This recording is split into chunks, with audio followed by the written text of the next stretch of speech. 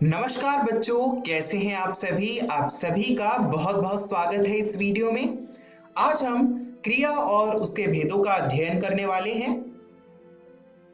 आप सभी अपनी पूरी दिनचर्या में कुछ ना कुछ करते ही होंगे। अक्सर आपसे ये सवाल जरूर पूछा जाता होगा कि आज आपने क्या क्या किया।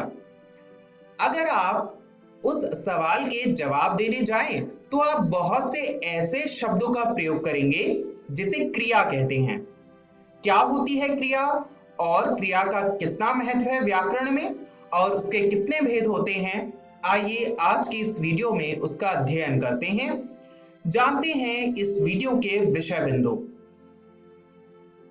आज की इस वीडियो में हम सबसे पहले जानेंगे वाक्य संरचना, कि वाक्य की संरचना किस प्रकार होती है, वाक्य को किस प्रकार रचा जाता है।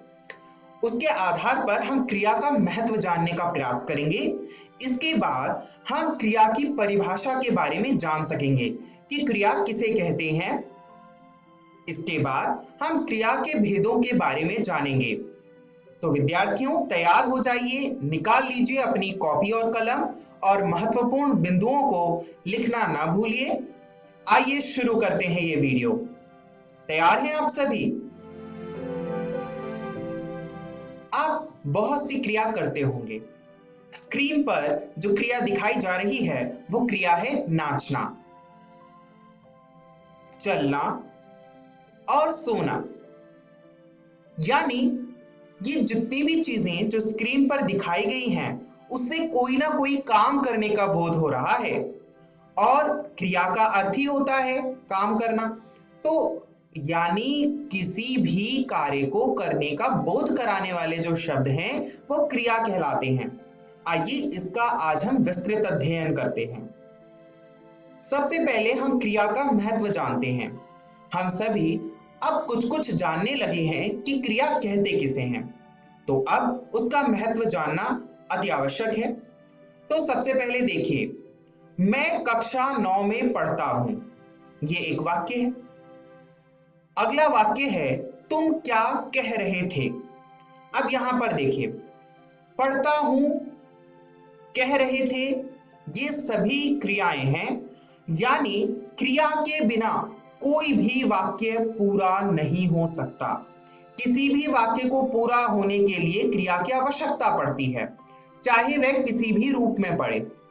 अगर मैं यह कहूं कि मैं 9 कक्षा में, 9 कक्षा में क्या पढ़ता हूं, रहता हूं, कुछ स्पष्ट नहीं हो रहा।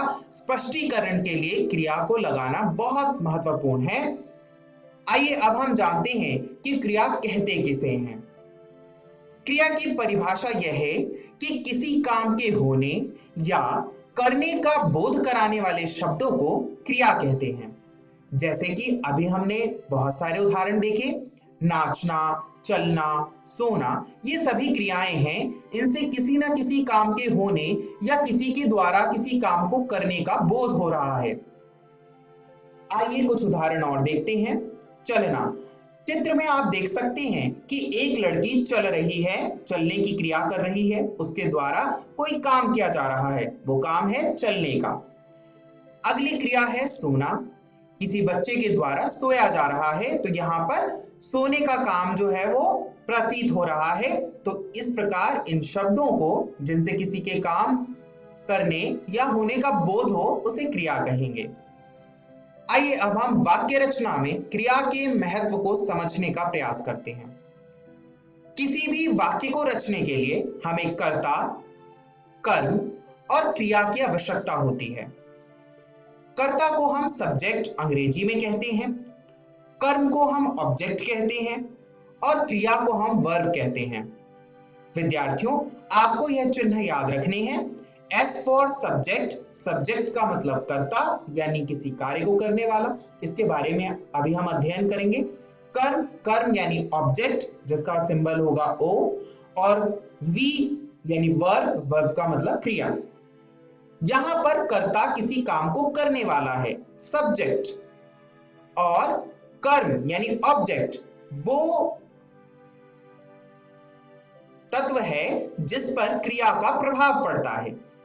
अभी हम इसे और विस्तृत रूप से समझेंगे एक उदाहरण से।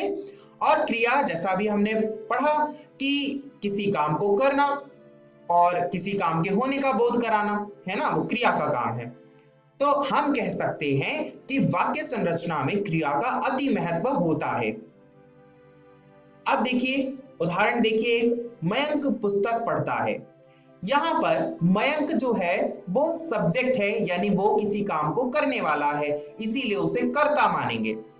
अब पुस्तक पुस्तक ऑब्जेक्ट है, यानी उस पर क्रिया का प्रभाव पड़ रहा है, तो पुस्तक जो है वो ऑब्जेक्ट है। और क्रिया है वर्ब, यानी पढ़ना, पढ़ना किसी काम के होने का बोध करा रहा है, तो वो है वर्ब। ठीक इस प्रकार प्रिया गाना गाती है में प्रिया गाना गा रही है, यानी कोई कार्य कर रही है, उस काम को करने वाली है, इसलिए उसका जो तत्व रूपी नाम होगा वो होगा सब्जेक्ट। और गाना, गाना ऑब्जेक्ट होगा, यानी क्रिया का प्रभाव किस पर पड़ रहा है, गाने पे पड़ रहा है, तो उसे ऑब्जेक्ट कहेंगे। और गाती है होगा वर्ब, यानी क्रिया। आइए अब हम सब्जेक्ट ऑब्जेक्ट वर्ब यानी कर्ता कर्म और क्रिया के क्रम को समझने के बाद क्रिया के आधारभूत सिद्धांतों को समझने का प्रयास करते हैं। अब जिस कर्म के बारे में हमने बात की, जिस ऑब्जेक्ट के बारे में हमने बात की, उसी कर्म को आधार बनाकर क्रिया के भेद निर्धारित किए गए हैं। क्रिया के भेद प्रयोग के आधार पर भी होते हैं, है ना। क्रिया के कई सारे भेद कई आधारों पर होते हैं, पर यहाँ पर हम क्रिया के कर्म के आधार पर भेद पढ़ेंगे, जो कि हमारी जो पाठ्यचर्या है, जो हमारा पाठ्यक्रम है, उसमें भी संकलित है। क्रिया के कर्म के आधार पर दो भेद होते हैं। सबसे पहला होता है अकर्मक और दूसरा होता है सकर्मक। अब अकर्मक और सकर्मक क्रिया में सामान्यतः यह अंतर है कि अकर्मक क्रिया का अर्थ होता है कर्म के बिना, यानी क्रिया जब बिना कर्म के प्रयोग की जाती है, यानी वर्ब जब विदाउट ऑब्जेक्ट के यूज किया जाता है, यानी उसमें कोई ऑब्जेक्ट नहीं होता, किसमें, वाक्य में, तो वहां पर अकर्मक क्रिया होती है। आइए अब हम सकर्मक क्रिया की बात करते हैं। सकर्मक क्रिया में क्रिया अपने कर्म के साथ उपस्थित होती है, यानी वाक्य में क्रिया के साथ कर्म का भी प्रयोग होगा। यहां पर हमने वाक्य संरचना के जिन तत्वों का अध्ययन किया था, यानी सब्जेक्ट ऑब्जेक्ट और वर्ब यानी कर्ता कर्म और क्रिया, तीनों ही तत्वों का प्रयोग होगा। पर अकर्मक क्रिया में बस सब्जेक्ट और वर्ब यानी कर्ता और क्रिया का ही प्रयोग होगा। विद्यार्थियों, मुझे आशा है कि आपने क्रिया की इस अवधारणा को समझ लिया होगा। आइए अब हम जानते हैं कि आज की इस वीडियो में हमने क्या सीखा। आज की इस वीडियो में हमने जाना कि क्रिया किसे कहते हैं। क्या आप सभी को याद है कि क्रिया किसे कहते हैं?